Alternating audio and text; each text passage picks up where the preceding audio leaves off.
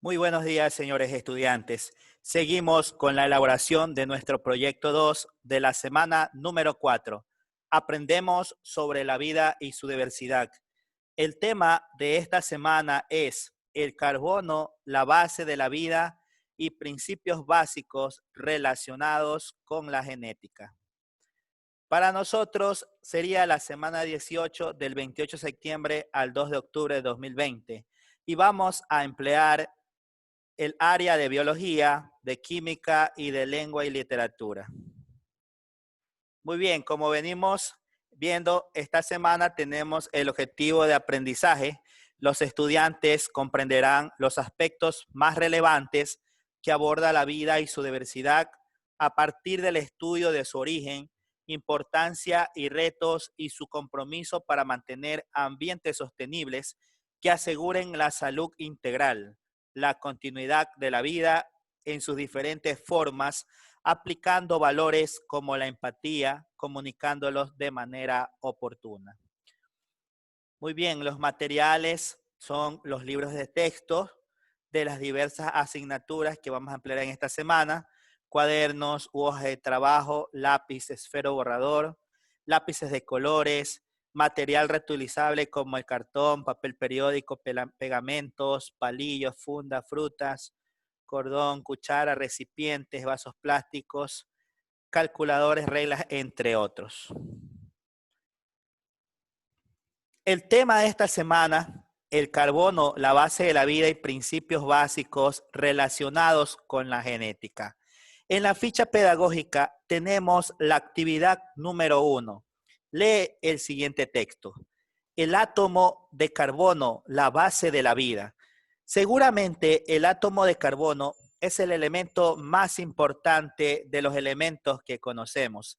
Este elemento en estado puro y de acuerdo cómo estén dispuestos sus átomos, este puede constituir un mineral altamente duro, conocido como el diamante, así como puede ser muy blando, como el grafito. Cuando los átomos de carbono se organizan formando redes hexagonales, dan lugar al grafeno, materiales que presentan importantes propiedades de conductividad eléctrica y mecánicas.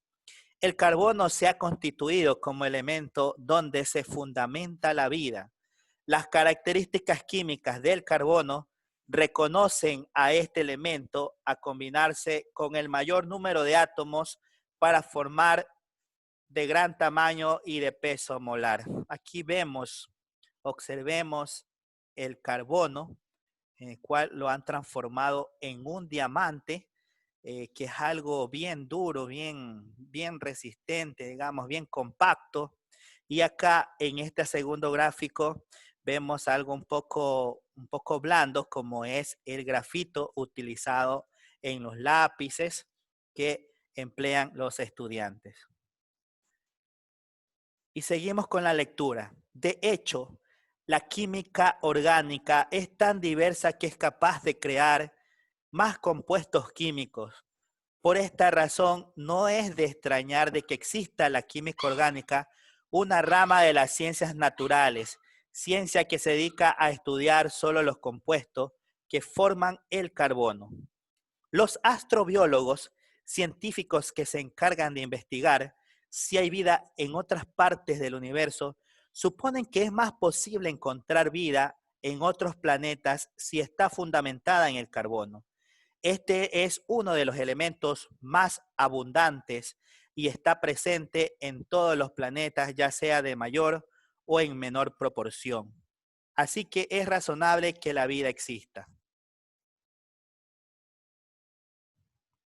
El carbono, un átomo excepcional, nos dice el subtítulo. El átomo de carbono es la base estructural de los compuestos orgánicos. Es conveniente señalar algunas de sus características. Muy bien, en los cursos de primer año, segundo y tercer año, ya los estudiantes en el básico también, ya algunos han visto lo que son las tablas periódicas y también algunas características de los elementos químicos. Aquí está el símbolo del carbono. con su número atómico que se lo representa por Z y tiene un valor de 6. La configuración electrónica para comprender su comportamiento químico: 1s2, 2s2, 2p2. Nivel de energía más externo, nivel de valencia, número 2. Los electrones de valencia son más menos 4. También se encuentran aquí en el gráfico. La masa atómica promedio, que lo van a denotar con la letra A, es de 12.01 gramos sobre mol. Y la electronegatividad es de 2,55. Miren, esta es una representación gráfica, como vienen en las tablas periódicas. Hay otros modelos, por supuesto, que también son valederas. Y vamos viendo un poquito más acerca del átomo de carbono. La presencia de electrones en el nivel más extremo permite la posibilidad de ganar 4 electrones transformándose en un ion C4 negativo, configuración electrónica que coincide con el gas noble Ne. O bien perderlos pasaría a C4 positivo de configuración electrónicas idénticas a la del helio. En realidad, cuando existe una pérdida o ganancia de electrones, nos indica que hay una cantidad de energía elevada y el átomo de carbono elige compartir sus 4 electrones externos con otros átomos a través de enlaces covalentes. Esta cuádruple eventualidad de enlace que demuestra que el átomo de carbono se denomina tetravalente. Muy bien. Por aquí yo he un poco averiguado para poder recordarles a ustedes qué es el número atómico. Si ustedes observan y leen, es igual al número de protones en el núcleo del átomo. Significa que si el número atómico del carbono es 6, el número de protones también va a ser 6. Aquí está en el gráfico, podemos observar. Y si yo sumo los protones más los neutrones, me va a dar el número de masa o el número atómico que le llamamos, que para nosotros es de 12 gramos sobre mol o 12 unidades de masa atómica, 12 UMAS que le llaman, ¿sí? Para ir recordando, miren, los electrones son negativos, los protones son positivos y los neutrones no tienen carga eléctrica, ¿correcto? Son neutros. Vamos a continuar. También la ficha pedagógica nos menciona acerca de los isótopos del átomo de carbono. Los elementos químicos se distinguen por su número atómico Z, el mismo que indica el número de protones que contienen sus átomos. Los elementos químicos están formados por átomos y estos, a más de estar constituidos por protones y electrones, presentan otras partículas como los neutrones que no se transforman en un protón mediante la exposición de un neutrón y de un neutrino. De esta manera el carbono 14 se transforma en nitrógeno 14 con 7 protones y 7 neutrones. Presentan carga eléctrica y que son necesarios para la estabilidad del núcleo atómico. Para un mismo elemento químico pueden existir átomos con diferentes números de neutrones. A estos se le denomina isótopos. El carbono presenta 3 isótopos. Los más conocidos son el carbono 12, que contiene, como está en el gráfico, 6 protones y 6 neutrones. El carbono 13, miren, observen, tiene 6 protones y 7 neutrones. El carbono 14 tiene 6 protones y 8 neutrones. De los isótopos, el carbono 14 es inestable cuando se desintegra uno de sus neutrones. Muy bien. Aquí podemos ver cada una de las órbitas y cómo van girando lo que son los electrones. Pero miren, por ejemplo, el carbono 12, en las órbitas más alejadas, ¿hay cuánto? 4, ¿sí?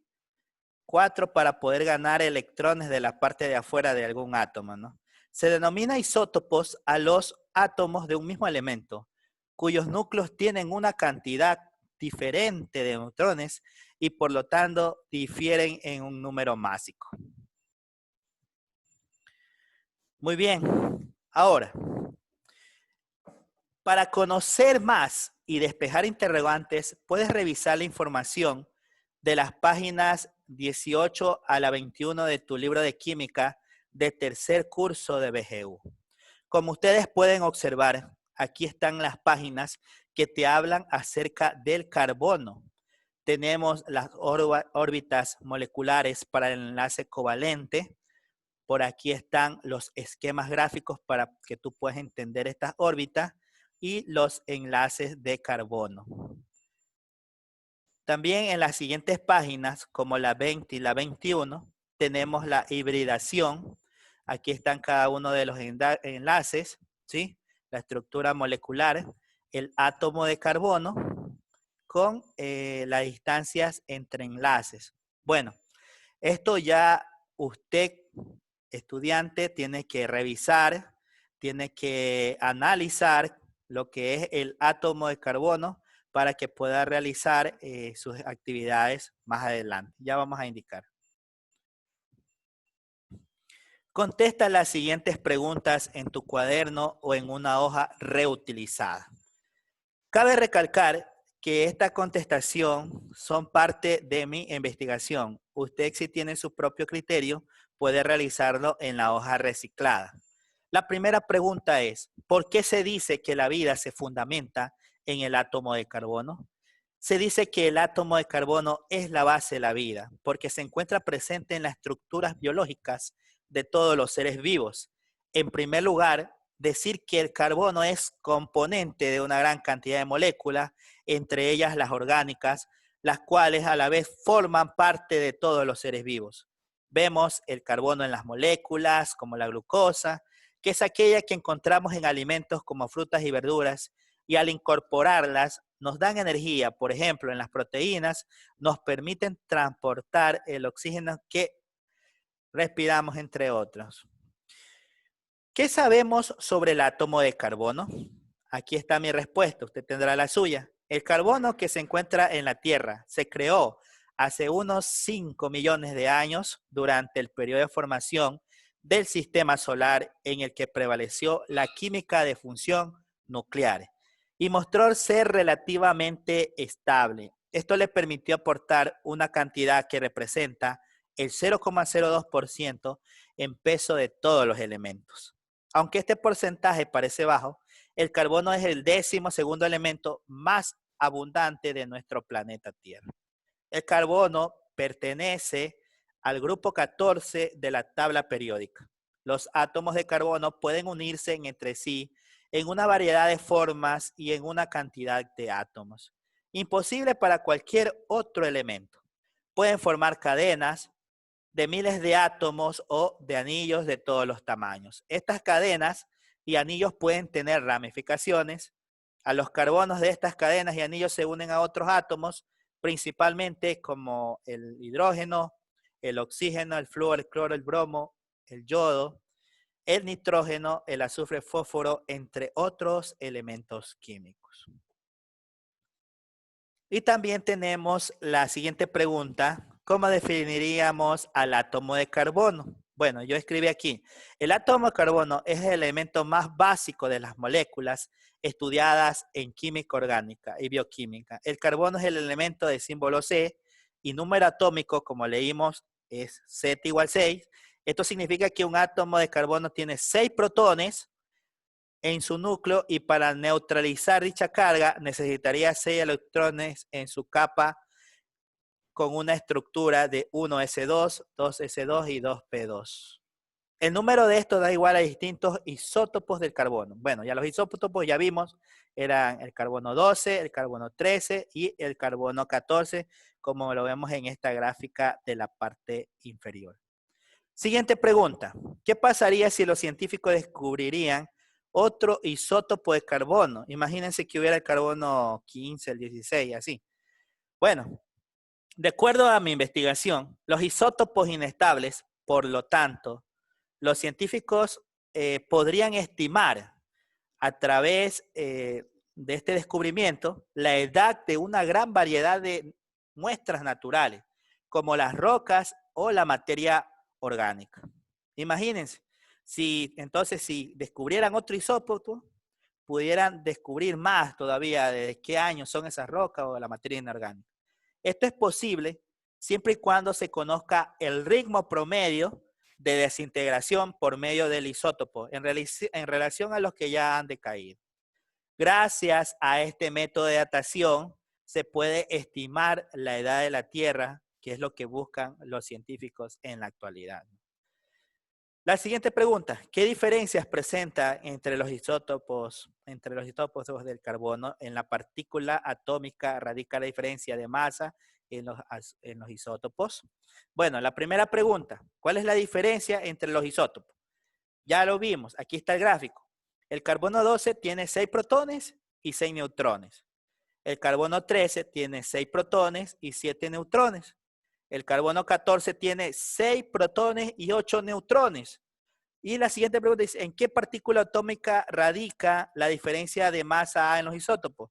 Si ustedes observan, el número de protones se mantiene intacto, es decir, no cambia. Pero el que cambia son los neutrones en los isótopos. Entonces, lo que va a cambiar son dichos neutrones. Esa sería la contestación a la pregunta. Siguiente, actividad 2. Lee las páginas de tu texto del 87 a la 90 de biología de segundo curso. Identifica las características más relevantes de las leyes de Mendel. Luego, elabora oraciones con los siguientes términos: alelo, heterocigoto, homocigoto, gameto, genotipo, fenotipo y el gen.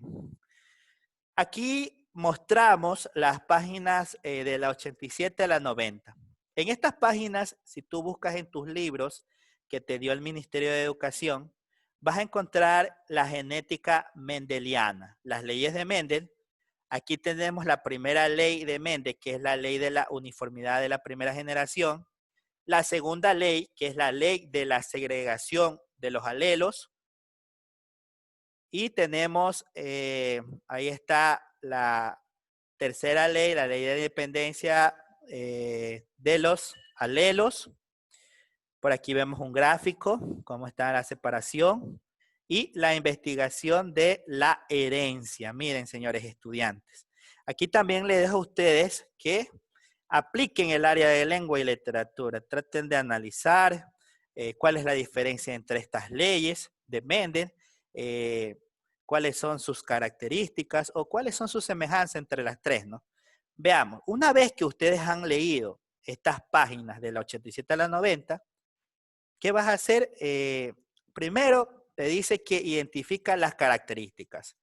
Aquí yo he puesto mi ejemplo de características, pero si tú piensas que esto aún falta, yo aquí te doy una base para que tú puedas poner tus características. Yo puse aquí. La primera ley de Mendel, ley de la uniformidad de la primera generación. Si cruzamos dos homocigotos diferentes para un determinado carácter, todos los descendientes serán heterocigotos iguales entre sí. La segunda ley, la ley de la segregación de los alelos. Si cruzamos dos heterocigotos de F1 entre sí, veremos la descendencia de F2. Obtendremos los genotipos y los fenotipos posibles siguiendo proporciones concretas. Y la tercera ley, la ley de independencia de los alelos, si estudiamos cómo pasan a la descendencia de los caracteres diferentes, veremos que estos heredan de forma independiente, cumpliendo con la primera y la segunda ley. Miren cuál importante es esta ley de Mendel, porque te habla de la herencia genética. Ponte a pensar, ahorita tú tienes unos rasgos. Te pueden decir que te pareces a tu mamá o tú te pareces a tu papá. O tienes algún parecido a lo que es tu tío o a tus abuelos, a lo que son tus descendientes en un árbol genealógico. Creo que la mayoría de ustedes conoce un árbol genealógico. Vemos los diferentes rasgos en la cara, los diferentes rasgos en el cuerpo y también en su cabello, en los ojos, en el rostro, ¿no? Que identifica la herencia genética. Estas leyes de Mendel te trata de hablar acerca de esa genética.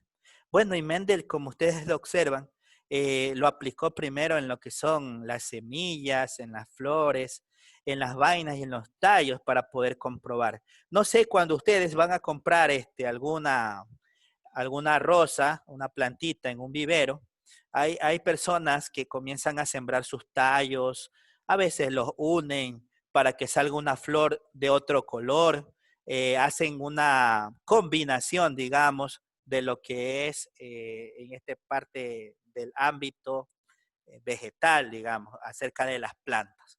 Entonces, asimismo puede ser, usted se pone a pensar, ¿por qué vamos a suponer un familiar salió enfermo?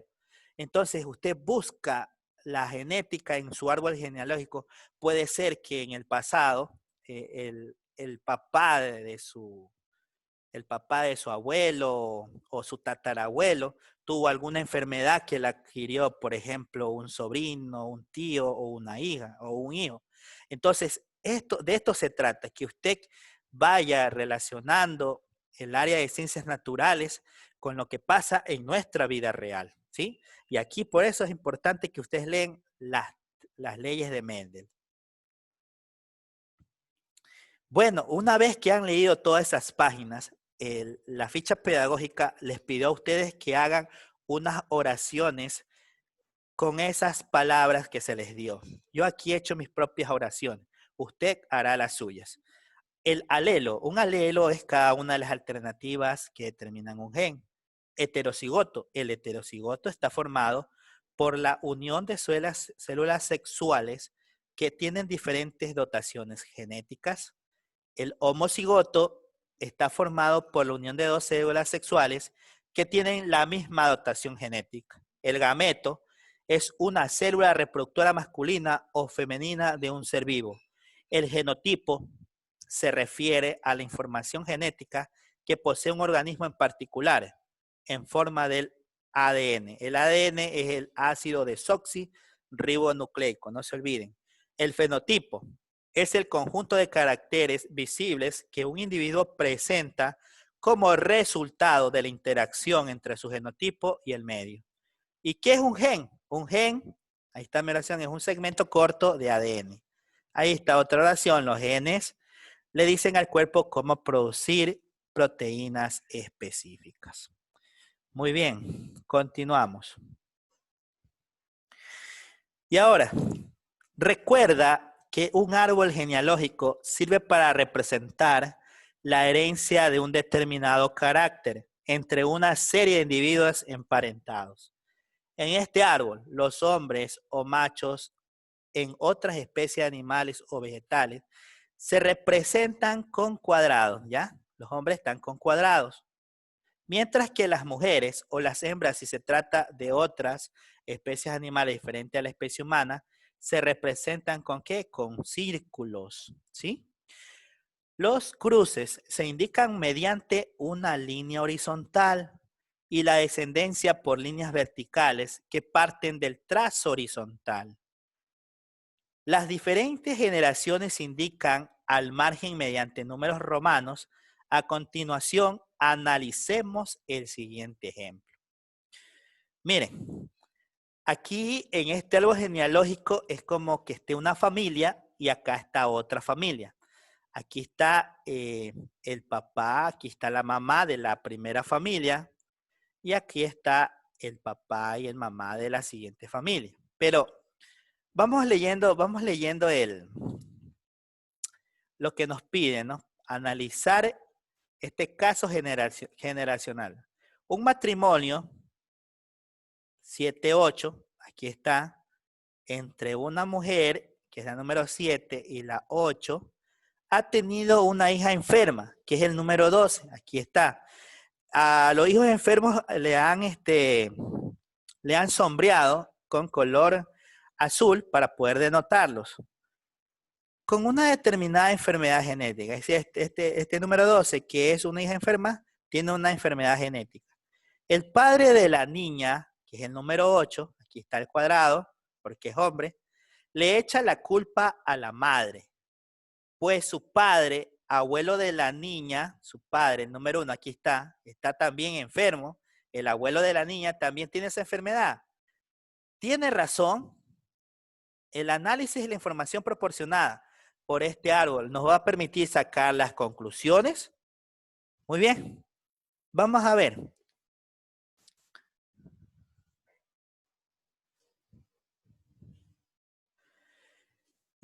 El gen responsable de la enfermedad es recesivo, pues en el caso de que fuese dominante, 7 u 8 tendrían la enfermedad por haber tenido una hija enferma.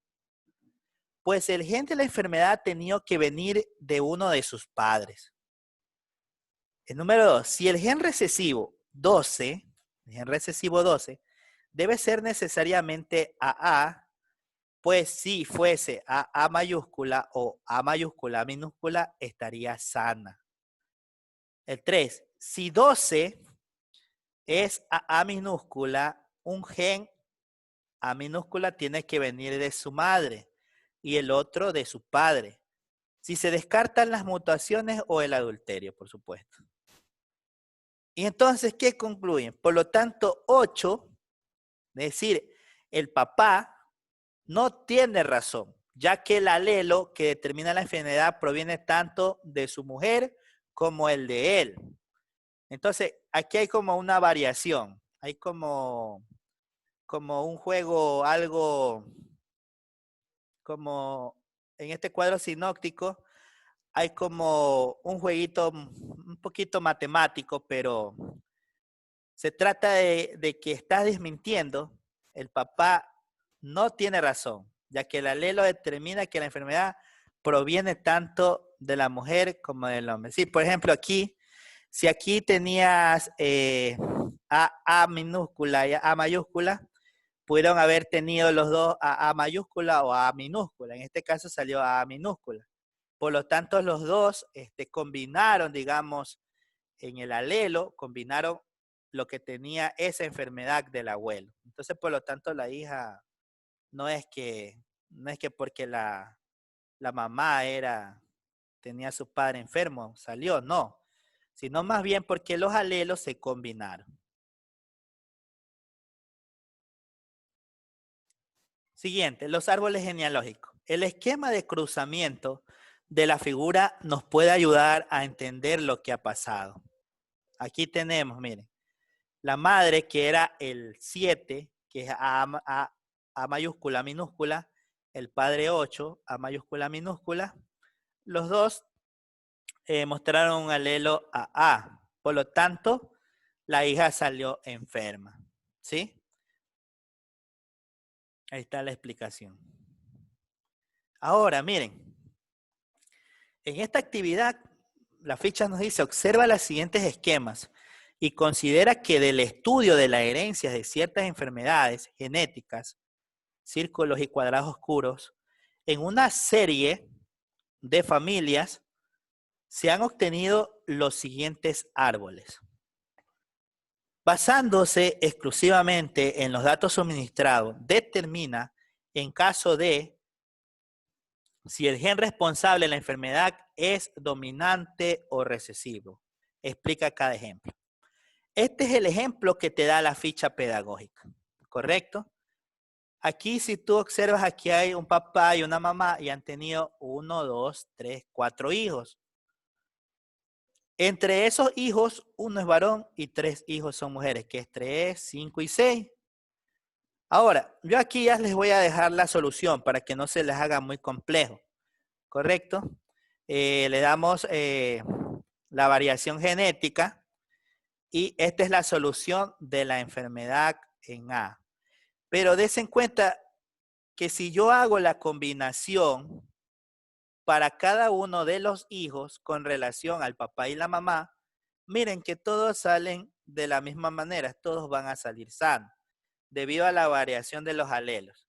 Veamos aquí la solución, también se las dejo. En este caso, la enfermedad tiene que ser dominante, pues si fuese recesiva, los padres serían AA. minúscula. Y por lo tanto, todos los hijos serían enfermos a A minúscula también. Lo que no puede ser, pues los hijos son sanos. ¿Sí? Esta sería la solución a, a la familia 1 que tiene la enfermedad A, para que tú lo registres en tu ficha pedagógica del portafolio. Veamos, en la familia número 2, aquí nos damos cuenta que hay un papá que es sano y acá tenemos una mamá que también es sano. Pero ¿qué pasó con todos los 4 hijos que vienen a ser 2 hombres y 2 mujeres salieron enfermos? Entonces, ¿cuál es la solución? ¿Cuál es la solución? En este caso, la enfermedad tiene que ser recesiva, pues si fuese dominante, alguno de los padres debería estar enfermo, pues los hijos han recibido los genes de ellos. ¿Sí? Muy bien, esa es la siguiente. Vamos a la familia número 3. Aquí tenemos el caso de un papá y una mamá que están sanos. Pero miren que salen, de los 4 hijos salen 2 enfermos, una mujer y un hombre, y otra mujer y otro hombre salen sanos. ¿Cuál es la solución entonces?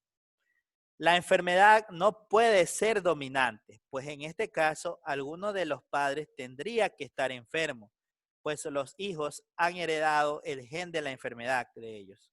La consecuencia es que la enfermedad es recesiva, escuchen bien, es recesiva y ambos padres son heterocigotos. A mayúscula y A minúscula. Esa es la razón por la cual estos 2 hijos salen enfermos. ¿Sí?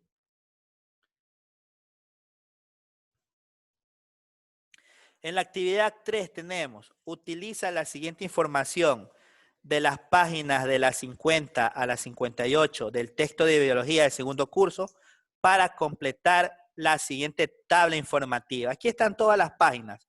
Yo les he puesto una tras otra. Ustedes van a encontrar las fases del ciclo celular, el ciclo celular como concepto, su división celular y también lo que es la mitosis, la profase, la metafase, la anafase y la telofase, ¿correcto? Y también van a encontrar conocimientos relacionados acerca de la meiosis. Les pido también que lean estas páginas de las 50 a 58 para que puedan establecer sus comparaciones acerca de lo que es la mitosis y la meiosis con cada una de sus fases y sus características.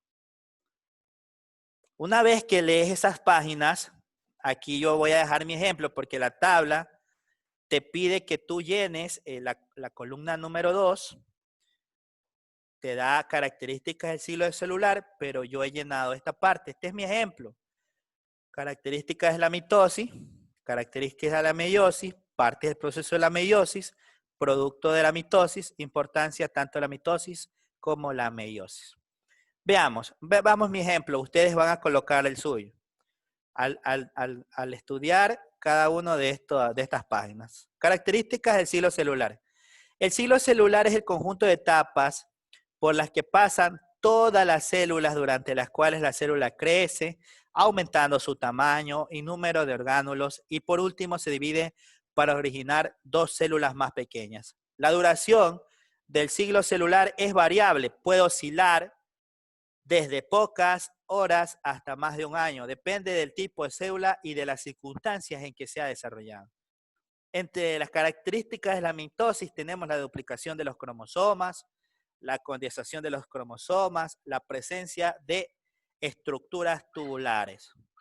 Y las características de la meiosis, yo le puse que es un tipo de división celular que se da como resultado de la reproducción de las células reproductoras o gametos.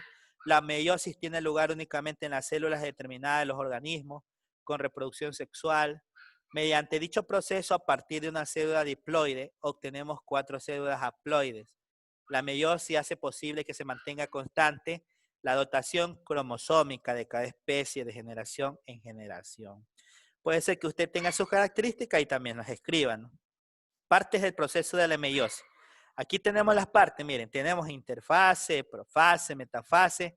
anafase y telofase. Todas son 1 y también 2.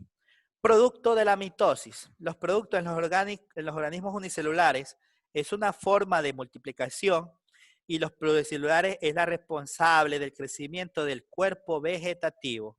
El resultado de la mitosis es la formación de 2 células hijas con el mismo número de cromosomas que la célula madre.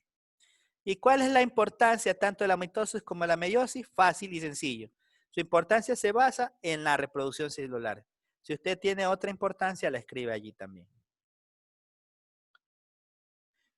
Y luego, en esta actividad 4, observa la infografía de la página 152 del texto de biología y establece las semejanzas y diferencias entre la estructura de la célula animal y la vegetal. Luego de realizar esto, vas a identificar los recursos con los que cuentas en tu hogar para elaborar un modelo que represente las células. Y recuerda que los modelos de maquetas que elabores permitirán afianzar tus habilidades científicas. Ahí, como ustedes observan, ven un ejemplo para poder realizar una maqueta, ¿no? Pero primero hay que identificar cuáles son las semejanzas y las diferencias entre la célula animal y vegetal. Ahí está de color azul, se encuentra la célula animal y de color verde la célula vegetal. Yo le puse aquí unas semejanzas todas las dos tienen un núcleo, un nucleolo, un retículo endoplasmático, la mitocondria, el complejo de Golgi, los lisosomas, citoplasma y membrana endoplasmática. Aquí estamos recordando un poquito de lo que vieron en el básico, ¿no? Ya aplicado en el bachillerato. Y la diferencia es que la célula animal es una célula eucariota, caracterizada por la presencia de un núcleo, membrana plasmática y citoplasma. Se diferencia de la célula vegetal por la ausencia de la pared celular o los cloroplastos. Además, se pueden encontrar vacuolas más pequeñas y abundantes en comparación con las células vegetales. Muy bien. Ahora, estas semejanzas y estas diferencias también son mis ejemplos. Usted pondrá sus propios ejemplos. Una vez que haces esto, como tú viste al comienzo, te pedían cartón, te pedían cartulinas, materiales no concretos para poder realizar lo que es una maqueta. Aquí les dejo un ejemplo. Hemos utilizado cartón, cartulinas, plastilinas, hojas recicladas, lápices de colores, marcadores, escarchas, recursos con los que cuentas en tu hogar. Repito, si ustedes no tienen todos estos recursos que les estoy mostrando, ustedes también tienen la facilidad de aplicar sus propios recursos, porque estamos dentro del Plan de Emergencia Nacional. Estos recursos pueden ser que estén en su casa. Por eso aquí al último dice, recursos con los que cuentan en tu hogar, es decir, lo que tú tienes, cómo tú puedas representarlo. No es necesario, digamos, adquirir todos estos recursos, pero si tú tienes, muy bien. Y si no, utilizas lo que cuentas en tu hogar, ¿ya? Ahí tenemos un cartón, por aquí tenemos también, vemos un pedacito de plastilina, y ahí están las comparaciones, lo que tiene la célula animal y lo que tiene la célula vegetal. Por ahí están las vacuolas, el núcleo, las mitocondrias, el nucleolo, entre otros. Y esto ya también queda a tu potestad cuando ya usted presente el proyecto número 2, esta maqueta. Muy bien, ahora, identifica en el texto del segundo curso las clases de tejidos animales y vegetales de acuerdo con las imágenes expuestas. Selecciona un tejido en particular y establece de qué células están conformados y de qué órganos y aparatos forma parte. Elabora un esquema que represente esta información. Bueno, yo les voy a dejar dos ejemplos. Aquí tenemos el ejemplo del esquema de tejido vegetal, que lo podemos encontrar en la página 116 y 117 del libro de biología de segundo curso. Pueden dibujar esto en sus hojas recicladas para su portafolio. Aquí está el esquema de meristemas, parenquimas, tejidos receptores, tejidos de sostén, tejidos conductores. Esto ya es cuestión de cada uno, pintan, le dan colores o recortan, como a ustedes más les parezca, ¿no? Y también tenemos un ejemplo de esquema del tejido vegetal. Esto lo podemos encontrar en el libro de biología, en la página 142. Y aquí he dejado también un cuadro que nos habla acerca del tejido epitelial, de revestimiento glandular, tejidos conectivos, que son el conjuntivo, el adiposo, el cartilaginoso, el óseo. Y el tejido muscular es el estriado, el cardíaco y el liso. Y los tejidos nervios, las neuronas y células gliales. Y acá también tengo un pequeño gráfico, también lo puedes dibujar, acerca de la sangre, ¿sí? En un tejido formado por diversos tipos de células rodeados de un medio líquido. Muy bien. Y con esto hemos terminado el proyecto 2 de la semana número 4, señores estudiantes.